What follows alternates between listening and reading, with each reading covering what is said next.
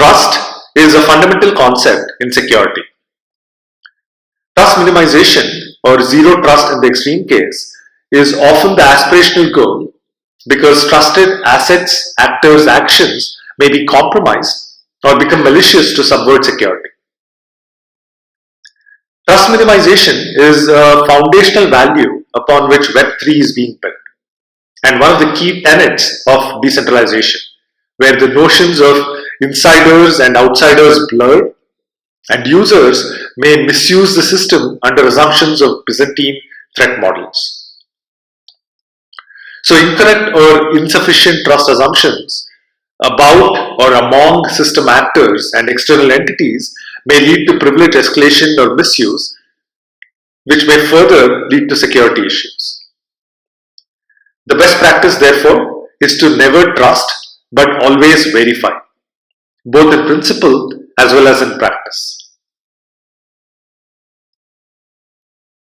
We have discussed the concept of gas, how there are gas limits for a transaction and a block, which when exceeded will prevent transactions from executing or getting included in a block, both of which lead to denial of service. Recall that the notion of gas in Ethereum stems from the need to bound computation because of the Turing completeness of the underlying EVM. Incorrect assumptions about gas requirements, especially for loops or external calls, will lead to out-of-gas exceptions, which may further lead to security issues such as failed transfers or locked funds. Gas usage must therefore be considered while reviewing smart contracts to evaluate any assumptions leading to security implications of denial of service. Dependencies on external actors, assets, actions, or software such as contracts, libraries, tokens, oracles, or relayers will lead to trust, correctness, and availability assumptions, which, if or when broken, may lead to security issues.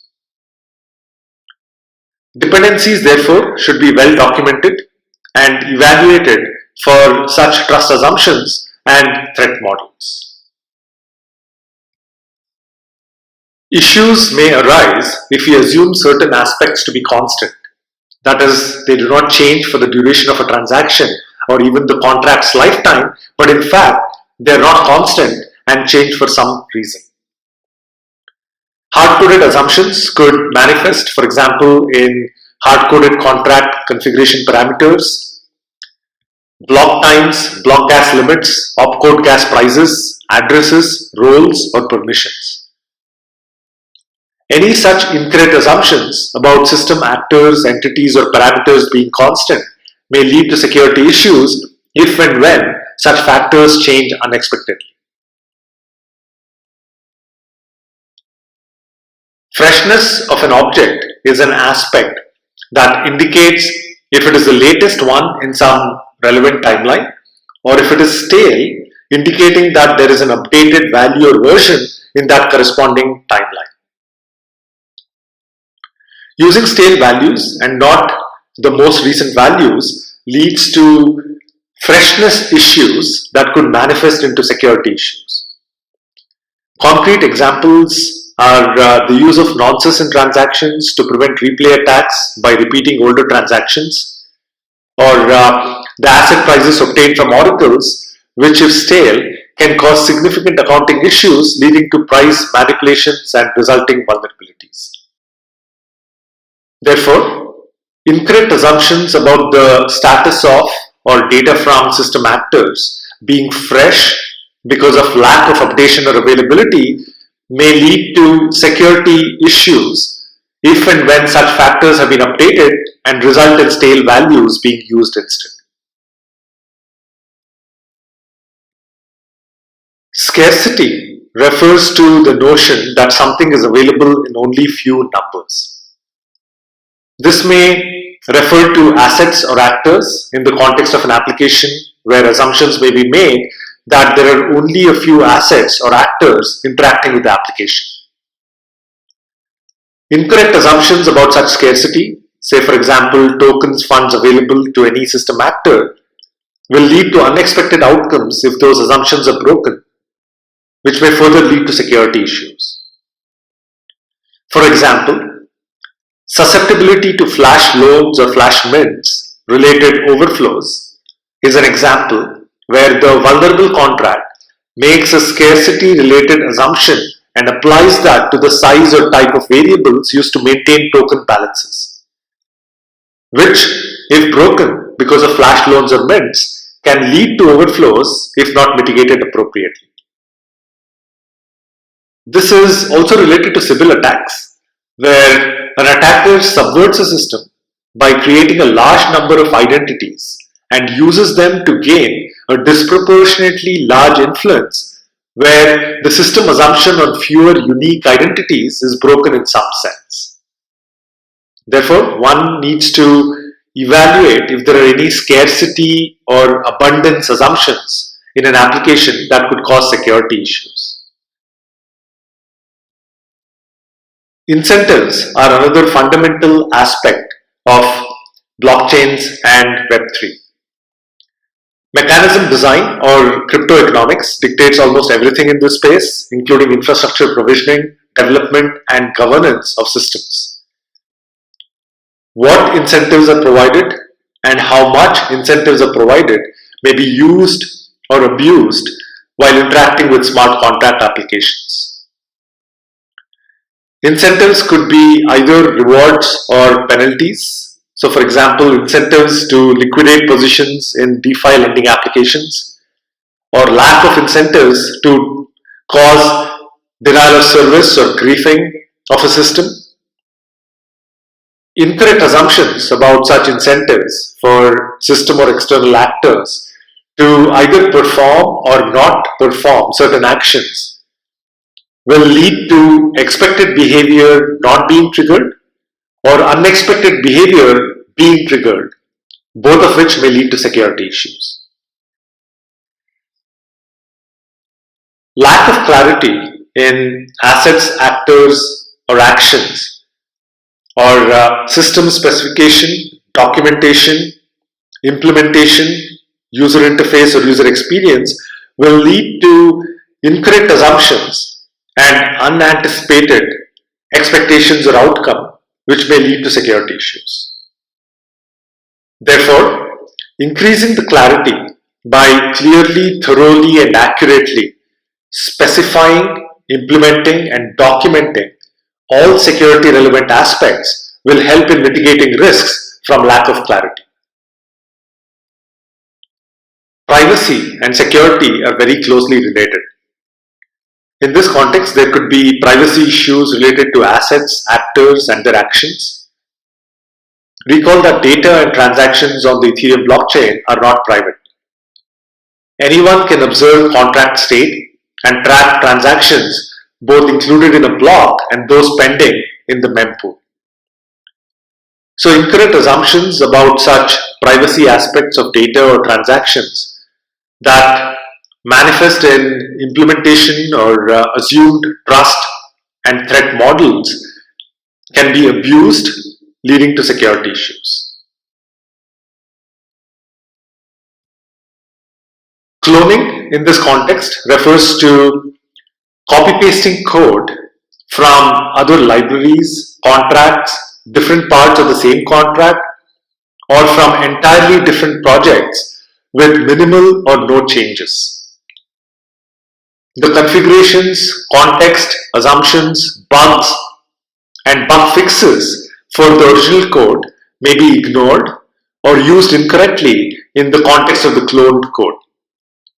This may result in incorrect code semantics for the context being copied to, copy over any vulnerabilities, or miss any security fixes applied to the original code, all of which may lead to security issues. There have been security vulnerabilities because of cloning incorrectly, some of which have led to exploits as well.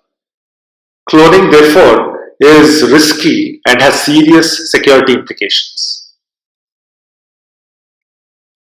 The last 50 plus concepts we've discussed are not specifically related to security aspects of Solidity or EVM that we have discussed earlier on and in the previous module, But these are generalizations and higher level concepts related to application logic level issues that cannot be specifically codified in tools or generalized because they differ across applications. These are perhaps much harder to reason and detect because it requires deep understanding of the application logic and hence is mostly a manual effort in security reviews. Such business logic, which is application specific, should have been translated from requirements to the specification and then implementation with all of it validated and documented accurately, especially the security relevant aspects.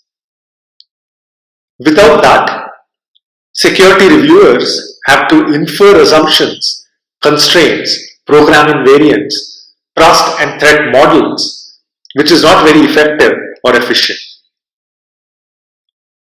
Application logic related vulnerabilities are perhaps the hardest to detect and have resulted in serious exploits. This is therefore of utmost importance to security, and hopefully the 50 plus concepts that we have discussed for the majority of this module will be helpful in doing so. In the final part of this module, we will discuss the 10 principles from Salzer and Schroeder's secure design principles, which were proposed by them in 1975 and have been widely cited and used in various aspects of information security ever since. The first one is that of least privilege, which states that every program and every user of the system should operate using the least set of privileges necessary to complete the job. Which means that we should ensure that various system actors have the least amount of privilege granted as required by their roles to execute their specific tasks, because granting excess privilege than what is absolutely required is prone to misuse or abuse. When trusted actors misbehave or their access is hijacked by malicious entities. Privileges, therefore, should be need-based. The second principle is about separation of privileges, which states that where feasible, a protection mechanism that requires two keys to unlock it is more robust and flexible than one that allows access to the presenter of only a single key. This means that we should ensure critical privileges are separated across multiple actors so that there are no single points of failure or abuse. A good example of this is the use of a multi-sig address versus an EOA for privileged actors such as contract owner, admin, governor, or deployer who control key contract functionalities such as pause, unpause, shutdown, emergency fund drain, upgradability of contracts, allow deny lists, and critical parameters. The multi-sig address should be composed of entities that are different and mutually distrusting or verifying, because such a privilege separation prevents single points of failure. The third principle is that of least common mechanism, which states that we should minimize the amount of mechanism common to more than one user and depended on by all users. This means that we should ensure that only the least number of security critical modules or paths as required are shared amongst the different actors of code so that impact from any vulnerability or compromise in shared components is limited and contained to the smallest possible subset. In other words, common points or paths of failure are minimized. There are pros and cons of this approach that need to be weighed in depending on the context. The fourth principle is that of fail-safe defaults, which states that we need to base access decisions on permission rather than exclusion. So we need to ensure that variables or permissions are initialized to fail-safe default values, which deny access by default, but can later be made more inclusive or permissive if and when necessary. Instead of opening up the system to everyone by default, which may include untrusted actors. We have discussed this in the context of guarded launch for assets, actors, and actions. And such fail-safe initial defaults could apply to function visibility, critical parameter initializations, and permissions of assets, actors, and actions. There are again pros and cons of this approach that need to be considered as it applies to open or closed systems, given the emphasis of Web3 on aspects of openness, permissionless participation, and composability, among other things. The fifth principle is that of complete mediation, which states that every access to every object must be checked for authority, which means that we should ensure that any required access control is enforced along all access paths to the object or function being protected. Examples are missing modifiers, permissive visibility, or missing authorization flows. Complete mediation therefore requires access control enforcement on every asset, actor, action along all paths and at all times. The sixth principle is that of economy of mechanism, which says keep the design as simple and small as possible, which in this context can be applied to ensure that contracts and functions are not overly complex or large so as to reduce readability, maintainability, or even auditability. This embodies the keep it simple and stupid or KISS principle in some ways, because complexity typically leads to insecurity and hence should be kept as low as possible. The seventh principle is that of open design, which states that the design should not be secret. This is especially relevant to the Web3 space, as we have discussed earlier, because smart contracts are expected to be open sourced, verified, and accessible to everyone for permissionless participation and composability. Security by obscurity of code or underlying algorithms is not an option. Security should be derived from the strength of the design and implementation under the assumption that Byzantine attackers will study their details and try to exploit them in arbitrary ways. The eighth principle is that of psychological acceptability, which states that it is essential that the human interface be designed for ease of use so that users routinely and automatically apply the protection mechanisms correctly. Which in our context means that we need to ensure that security aspects of smart contract interfaces and system designs flows are human friendly and intuitive so that we can program them or use them with ease and with minimal risk. This is a significant challenge in the Web3 space today, where there is a lot of early and experimental software undergoing rapid changes, but something to be kept in mind from a security perspective as things evolve and systems get more mass adoption.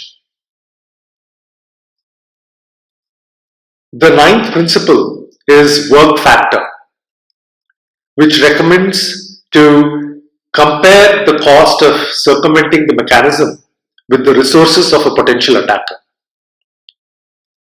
which is very relevant and perhaps at an extreme in the case of smart contracts in Web3, because given the magnitude of value managed by smart contracts, it is safe to assume that Byzantine attackers will risk the greatest amounts of their resources possible across intellectual, social, and financial capital to subvert such systems.